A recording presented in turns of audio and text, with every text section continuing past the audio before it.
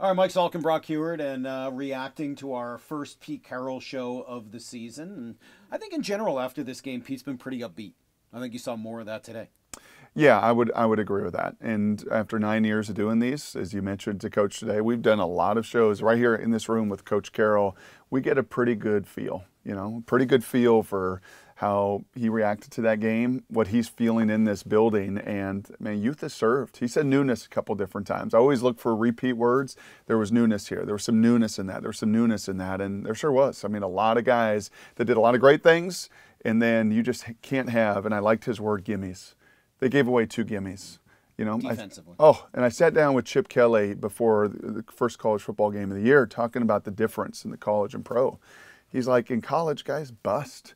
You get gimmies. The NFL, you very rarely ever throw a flat route for a 40-yard touchdown or a 15-yard in cut for a 50-yard. I mean, those just don't happen.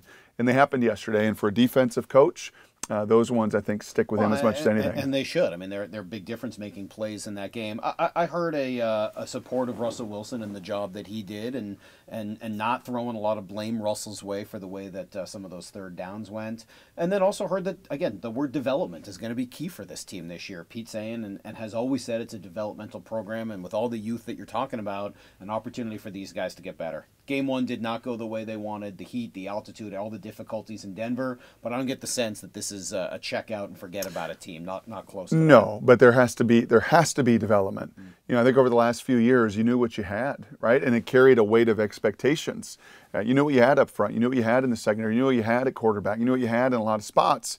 This year, you don't know what you have in a bunch of those spots. There's new linemen. There's new receivers. There's new running backs. There's new DBs. And because of it, that development can't do this. Can't stop, start. It's got to follow that trend going up for this club. The first of at least 16 Pete Carroll shows is in the books. We'll have a whole lot more through the course of this season.